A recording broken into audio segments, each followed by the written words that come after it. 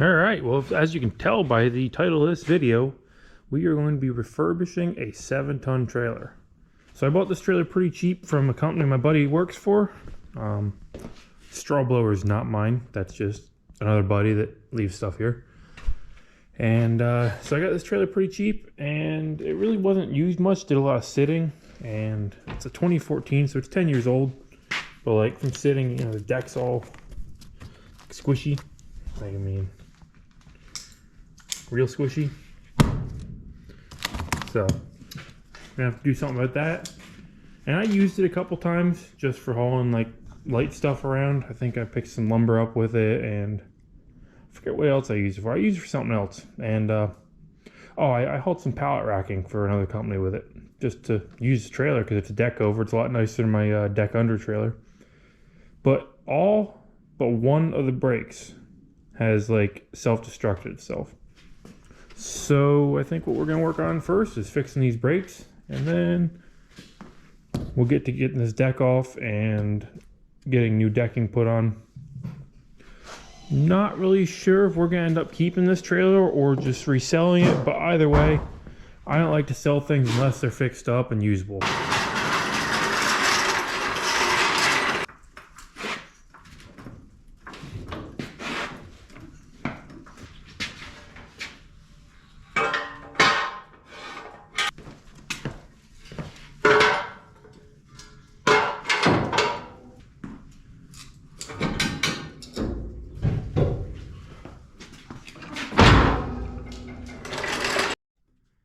There we are. We got it safely jacked up. What do you think? All 4 wheels are off the ground. That'll make our life a lot easier. Alright, so first step, you gotta get these wheels off. Ooh, that just sounds bad in there.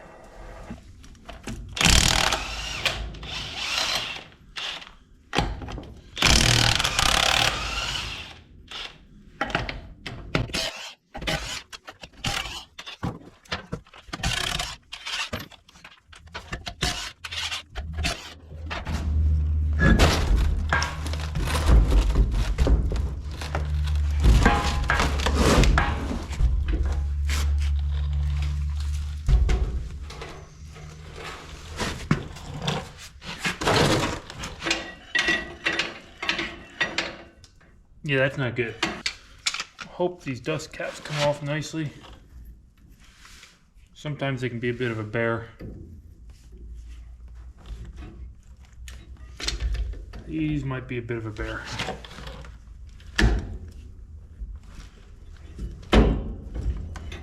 Okay, there we go.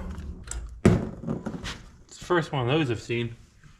I'm used to working on old stuff, so, you know, they have all the cotter pins to go through. Let me grab a shop rag here, and it's very important to take this stuff off, keep it clean, put it in order, because these are your bearings and everything in there, so you don't want dirt in there. See, first you'll take your bearing nut off here. And that's really all that holds this together.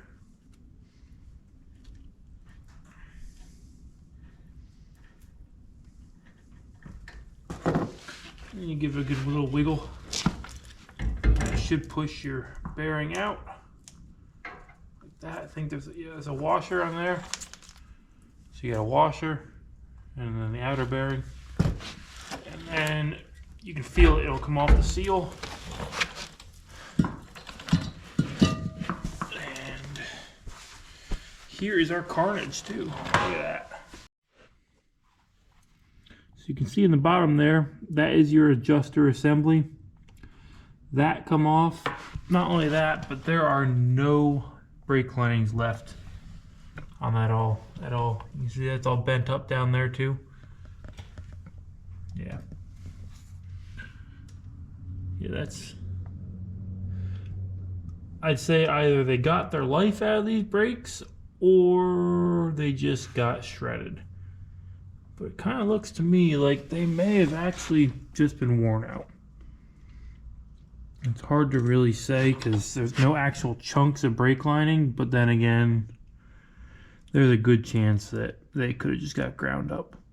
But anyway, we got this off, so we're going to now pull those. There's 5 nuts you can see there, and that will pull this whole brake backing plate off, and we'll just bolt a new one on. I'm gonna try and do this with you guys here so you can see a little better. So you just work them off.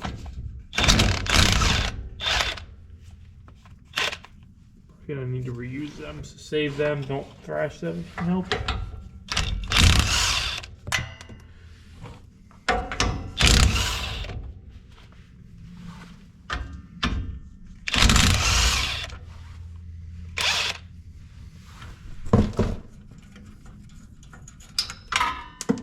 This whole assembly should basically just be loose. Yep, like that. Now, all you really gotta do now is cut these wires. So these are your feed wires here. I don't like cut them a little long. I'd rather have slack out there. So give them a snip, and your brake assembly's off. So here's all 4 new brake assemblies. It's very important to notice. You've got left-hand ones and right-hand ones. And basically the only thing that changes, so we gotta do something about that. That's not quite right. But the only thing that changes is, I'm not really sure what's, we'll get to that then. The only thing that changes is which way the magnet swings. So left-hand ones are for the driver's side of the vehicle. Because when this magnet grabs, it's got to swing this way, and what that does is pushes that brake shoe out. Whereas these ones there on the passenger side, so when you're going forward, step on the brakes, it's got to swing the opposite way. They got to swing forward is what they got to do, and that pushes the brake shoes apart. The other thing is, if you look at the brake shoe assemblies and still don't know which side it is, they'll generally say left or right arm. So the other thing is, I'm pretty sure it does not matter which wire goes where because it's an electric magnet. So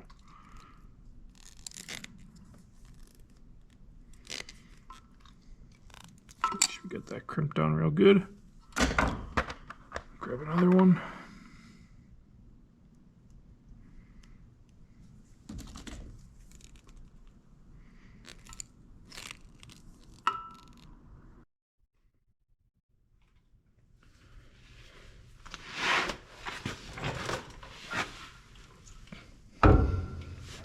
So it's just like lining up a wheel. Make sure all the studs are centered there. And it's ready to go. You probably could grease these, but I don't really want to introduce any grease inside the brake drum. Because if these get warm, the grease could like melt and get on the shoes. And once grease or oil gets on a brake shoe, it's pretty much junk. I mean, sometimes you can clean them up, but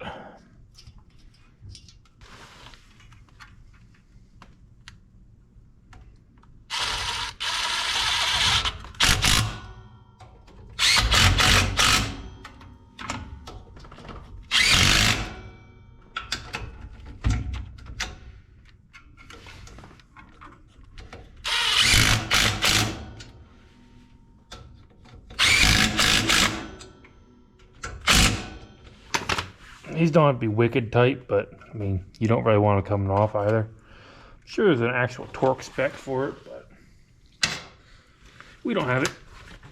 So now we're ready to put the drum back on. And these are self-adjusting. You shouldn't have to adjust these, but I'm probably going to make sure they're all good before we button everything up. You want to make sure you don't have anything foreign on this grease, because you know, like that piece of paint. I normally give the seal surface a little bit of a wipe down, just to make sure that's going to seal up. I mean, like I said, we're dealing with grease, not oil, so it's not super crucial, but you still don't want it leaking. Like I said, that'll leak grease into your brake shoe area. You don't want that. So This just slides back on. Just be kind of mindful of the seal back there. And yeah, it's okay. The shoes are cranked out too far. So you've got this star wheel here and this little tab. So what happens is when your brakes run forward, it releases tension off all that. And this can actually expand. Actually, our problem's right here. So our problem was right there. That was misaligned. But I'll still explain to you how this works here. So as the brakes move forward, this will actually click out. And that grabs it. So it'll actually self-adjust. As the lining material, which is there, wears, it will actually it'll actually run that adjuster out through that star wheel. I hope that kind of makes sense.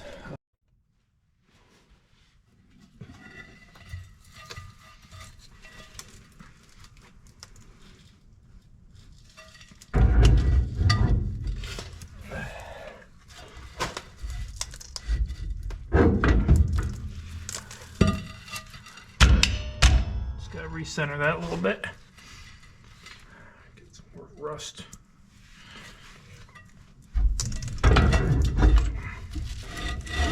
Just like that. We're in. So now we just do the process in reverse.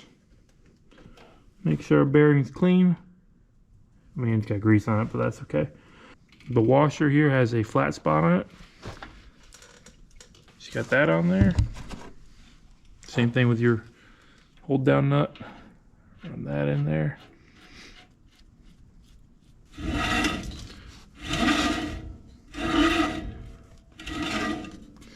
Now you'll notice as you spin this around, you can, my hand's in the way, but you can kind of see this does snug up a little bit.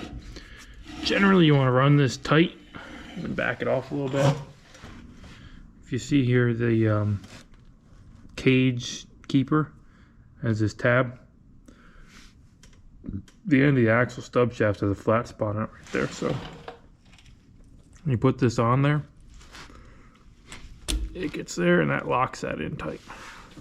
So this is adjusted pretty good right now. You want to be able to hear it drag just slightly when it goes around. You don't want to go too wild with the grease.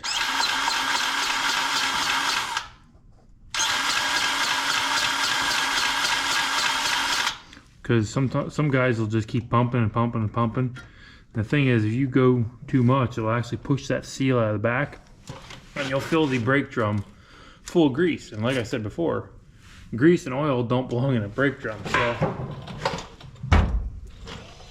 you want to avoid that if you can.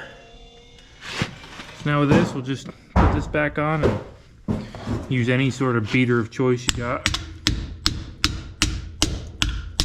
Rubber mallet normally works pretty good.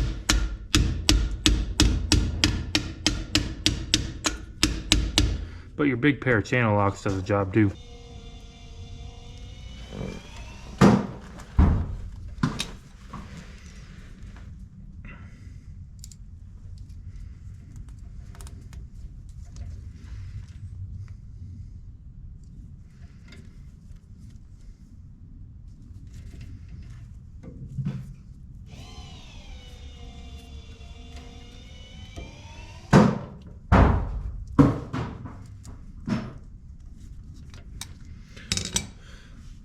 Then with the heat gun, and then that is basically it. That is all you need. Obviously you want to tie these up out of the way so they're not going to get pinched anywhere. But that's basically all you got to do to change the brakes out on one of these electric brake axles. And if any of you guys were curious, we had the same exact failure on this back one here. This fell out as soon as I pulled the drum off. And I believe that's because there's no brake pads left. So, pretty sure somebody rode around with the brakes on pretty high on this thing for a long time. Oh well, at least we know what's wrong now. So let's yank this one apart and keep on moving. Well, the back axle same situation. Front one's still all intact, but man, there is no meat left on any of these shoes. So I'm gonna have to assume that this thing was just run to the brakes, basically fell off it, and those ones must have somehow grabbed and yanked the adjuster bolt out of them and star wheel and stuff, and just come apart. But anyway, well, it's a good thing we took this apart, because I was gonna try adjusting it. I'm like, you know what, I'm not even gonna bother, because when you spun those couple wheels when it was jacked up, you could just hear his bad stuff going on in there. So just got back from the lumber yard and we're ready to unload this. Let's get this all in the shop. Ironically, this is the trailer we're getting rid of, and we had to use it to make the new one better.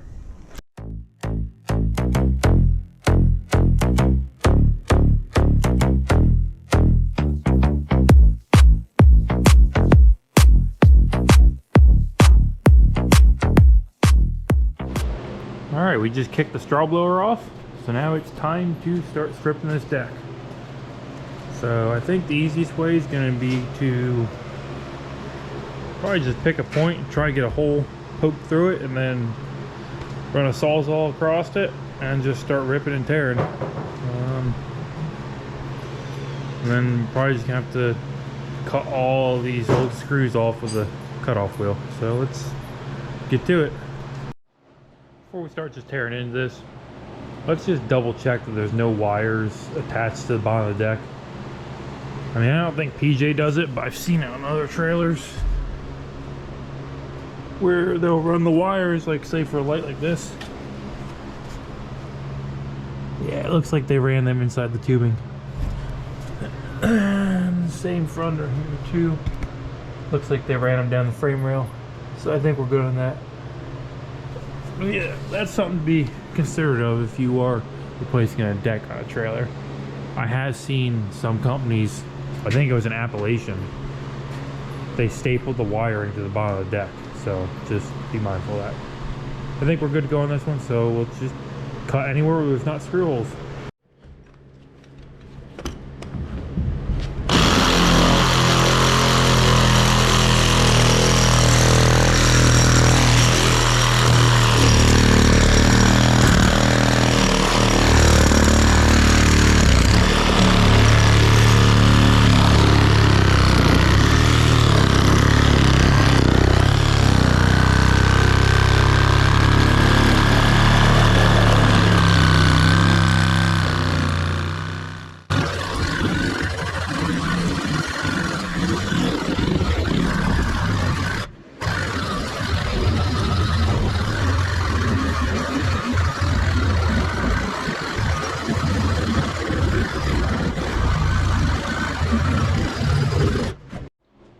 It's really a shame, but this is the reason why I decided to change this deck. I mean, you see when I cut through this board, there's just nothing to it. Like,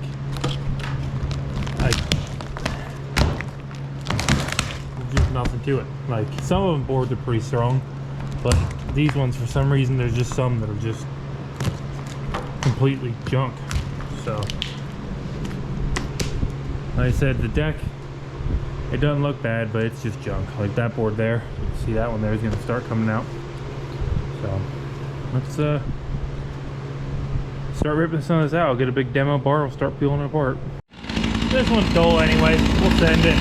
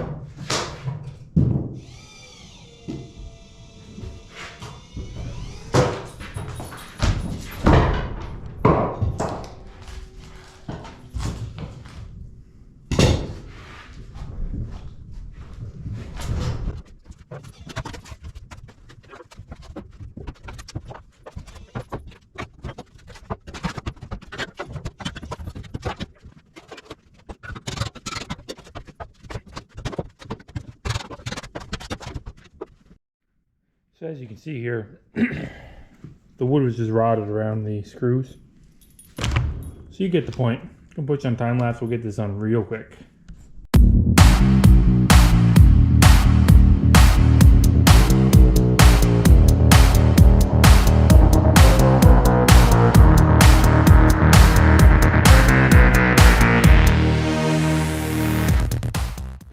So I had to figure out a place to go with all the scrap boards because I plan on throwing these in the outdoor boiler.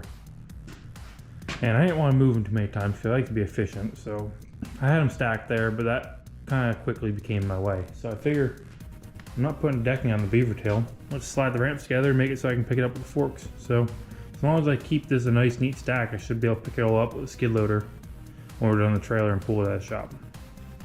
But for now, back to busting boards out.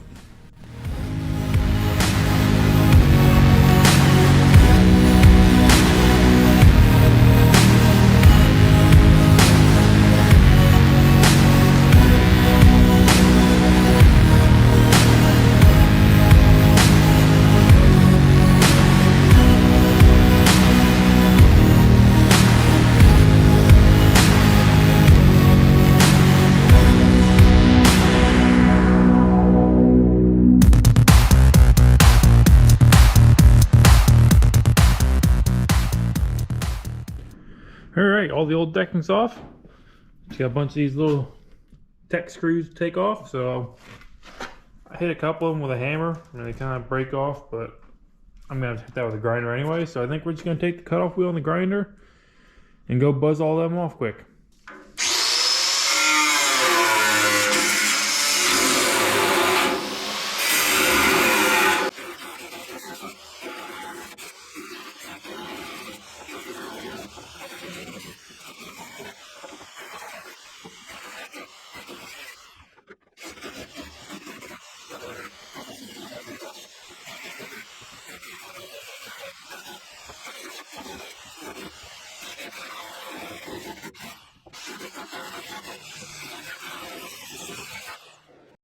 Alright, well we got that all cleaned up and blown off.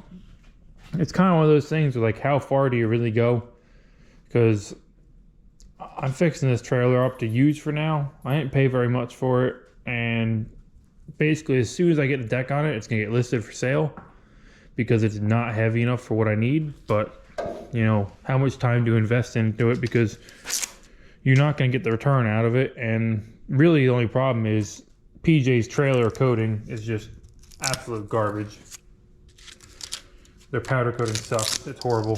You can just peel it off the sheets.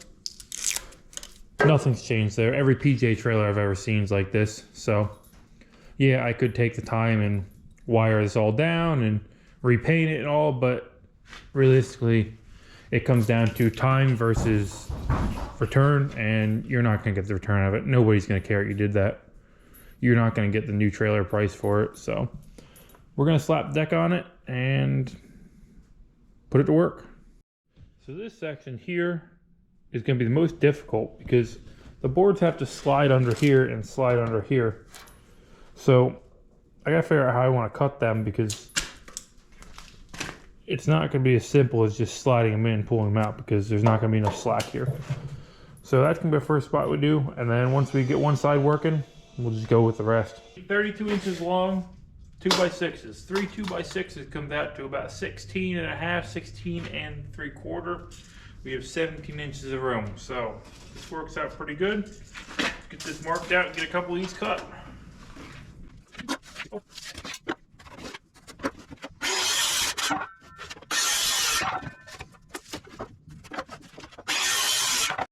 Alright, let's see how this works. So I'm thinking we can take this board, slide it. Ah, yeah. Perfect. Well, kind of perfect.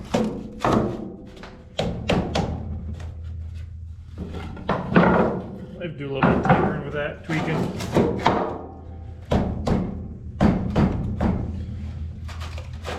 Okay, there we go.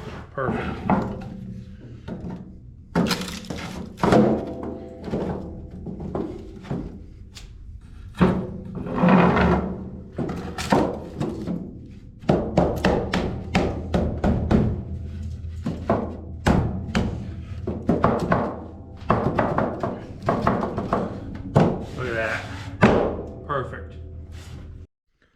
So this section here goes from here to there is gonna be 12 foot.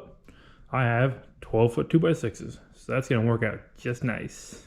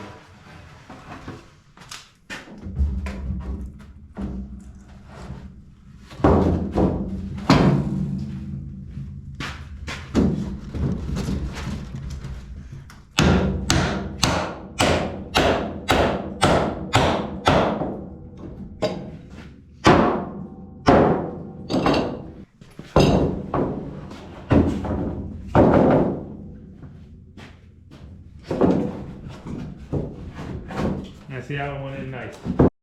Alright, for the center section we're using 2x8s. Now the deck measurement is, it's a 20-foot trailer, but it measures 19 foot 6 inches.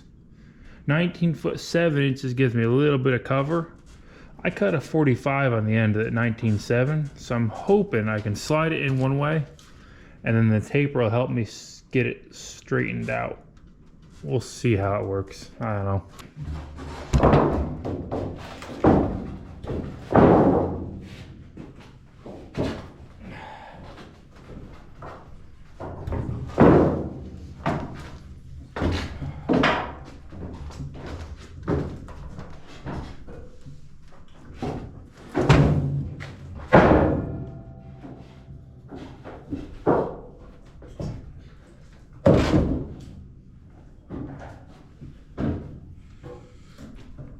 I know I'm going to fall through this deck at one point, and that's not going to end well.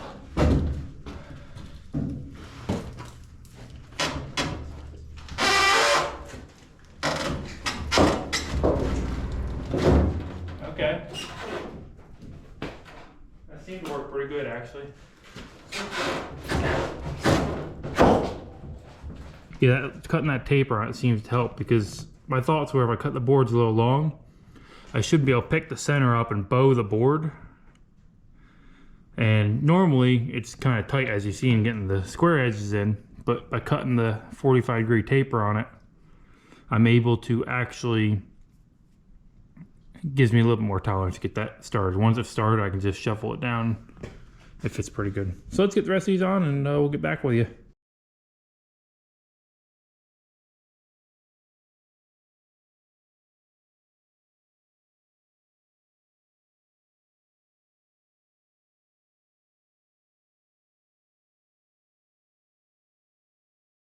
Alright, so we're trying to get these last couple of boards here tucked under the front lip. And there's an incredible amount of surface tension, because I mean the figure of the board probably weighs 50 pounds. Plus you got all these cross members, which even though I cut these off, they still stick up a touch. Plus it's stuck under the backlit. So we gotta be able to get that under there. So what we're gonna do is we're gonna screw a cleat on here. And that'll give us something we can pry against this, against the cleat, and it should shove that under that lip. So the idea is to get the board to go that way. So we want to put the cleat here so we can pry against this, and that'll move that way. Just take one of our cut off scraps here, pick a good edge on it. Let's just run these in there.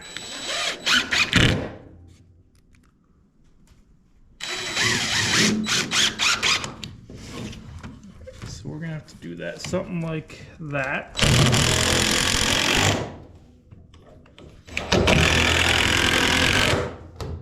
So now we got that in there. Now we should be able to take this pry bar here. And well, if I had my cleat screwed in nicely, it'd work out better, but we'll be able to make this work. Maybe. gonna have to bend this up a little bit.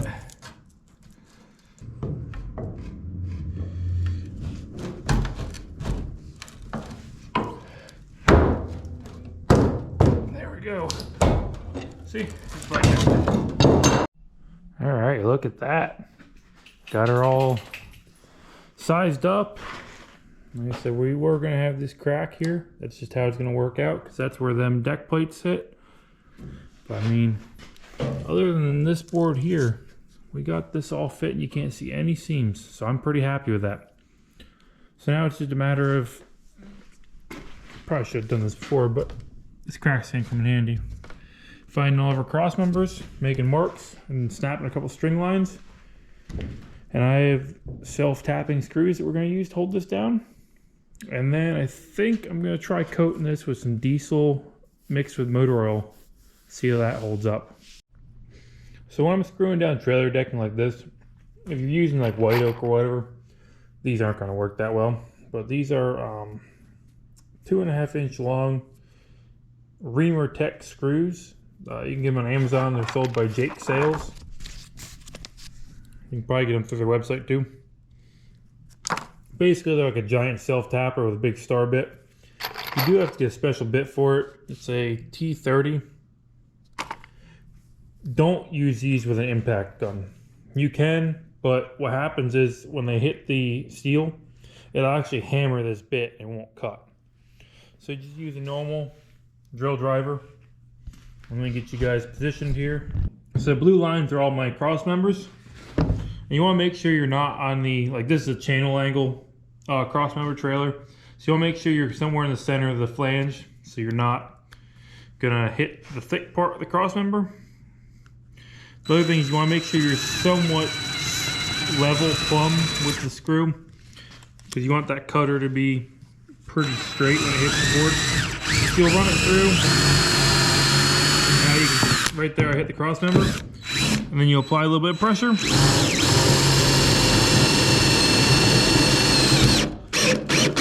And you sink it in just a little bit and you're good to go. So that's how these go in. Put 2 per board. And these hold pretty good. Like you're not gonna rip these out.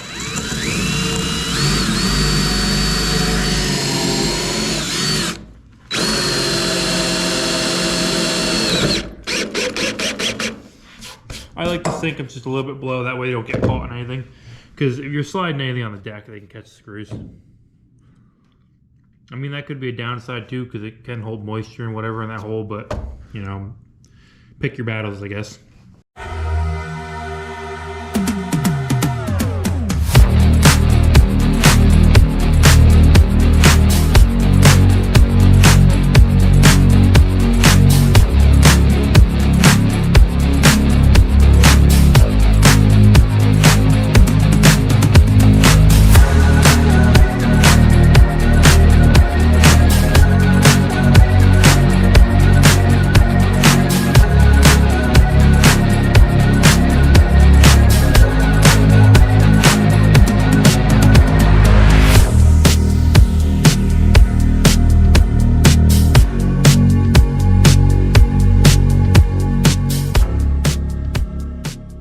Alright, we're going to do a little bit of an experiment here. I want to try and coat this deck with used motor oil and diesel.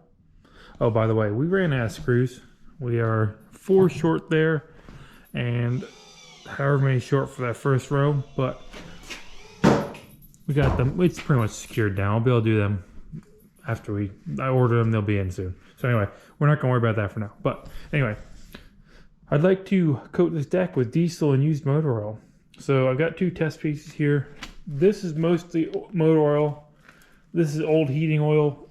And in the DEF container, we have some cherry flavored diesel.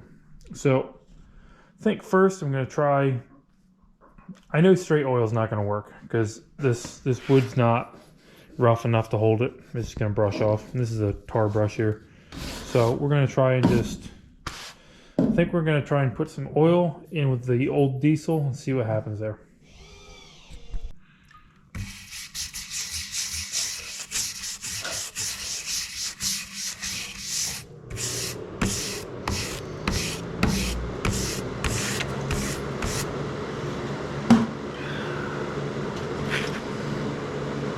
pretty thin.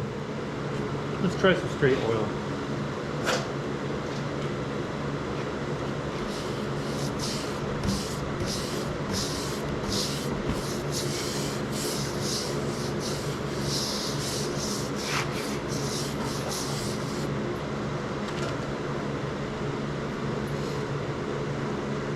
I think this is going to soak in a little bit better. It's already starting to dry.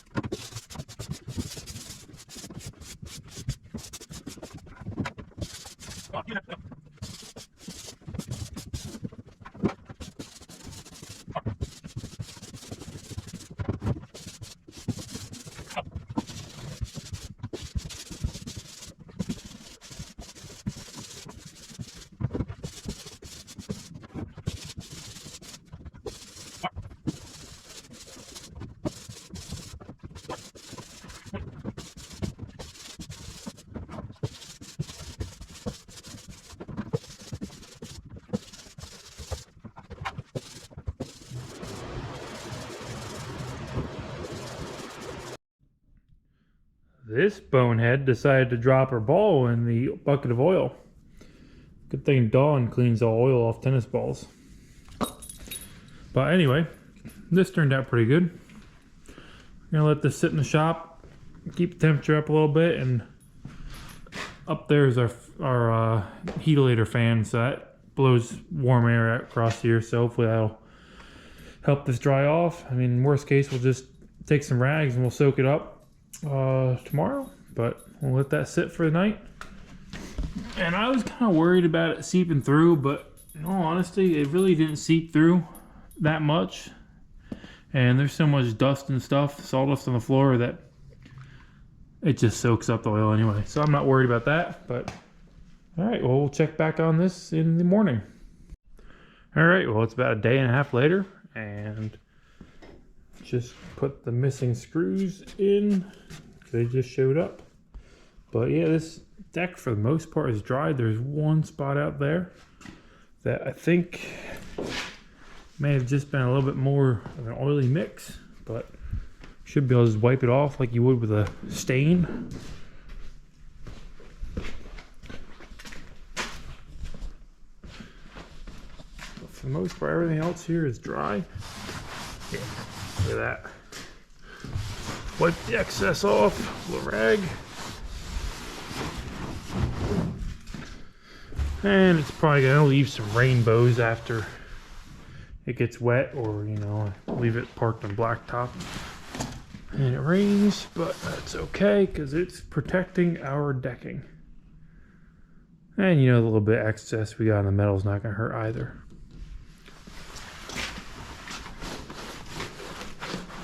So yeah, I'm pretty happy with how that came out. Looks good, and it should, in theory, protect this decking from the weather.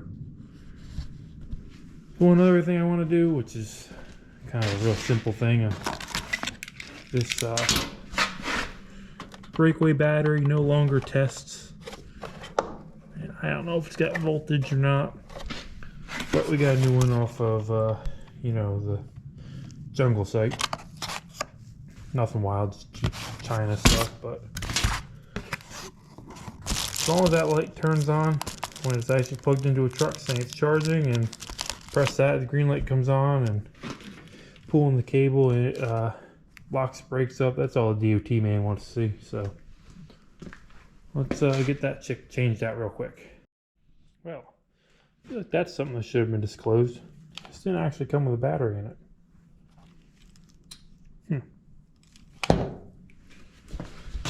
I wonder if we could just buy a new battery for this one, because I know this battery is no good. Because I just tested it. Let's see if we can test this circuit board here. Got our battery hooked up here. Look at that. Charge lights on. Now, if you watch the voltage on this, drop down to 12. When we pull the brake away. Jump up when we plug it back in. So that means everything here is functioning properly. So let's just see if we can find a battery for that and return that, because this is a Hopkins brand. This is actually a good quality company. So, alright, so we got this battery here. Found this one here. It's only 20 bucks. Let's look for dimensions here. Item dimensions. Okay, so we got 3.54. So we got, okay, that's a little bit over 3.5. 3.98, just under 4. And 2 3/4. Okay. And it is a 5 amp, 60 amp hour, 12 volt. All right, that'll do. This is going to be kind of a temporary trailer for me. I just sold my deck under trailer because, well, I got a new excavator coming and it's not heavy enough. This one here is just barely heavy enough, but it'll do a little bit better than the other one until I figure out what kind of trailer to buy. I'm not sure if I'm going to buy a gooseneck again or if I'm just going to try and find a heavy, like a 16 or 18K tow behind trailer like this. Not really sure yet, but if you guys have any suggestions, feel free to let me know. All right, looks like we got our battery. Let's go put this in real quick. Oh, we gotta go grab a zip tie first. Man, this place is a mess.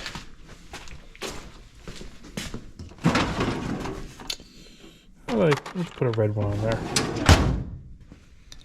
And then we gotta grab a pair of snips. We don't worry about that. All right, let's go. Just pop this cover open. And red goes to positive. White goes to negative.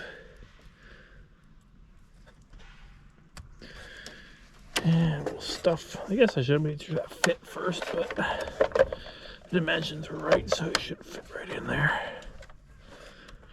As long as we get our wires routed right. Okay.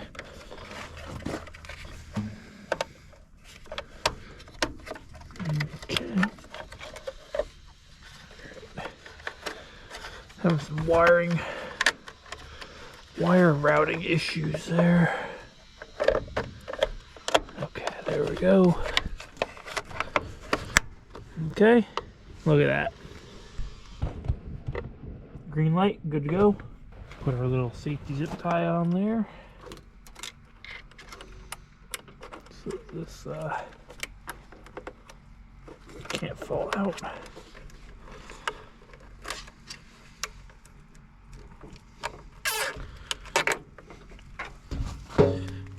Always snip your zip tie off so it scratches somebody. And alright. Well, here she is. It's all finished here. Be honest with you, I got somebody coming in about 20 minutes. Wants to buy it because I listed on Marketplace and I got a ton of interest in it. So, let's see what happens. So, thank you guys for watching. We will catch you on the next one.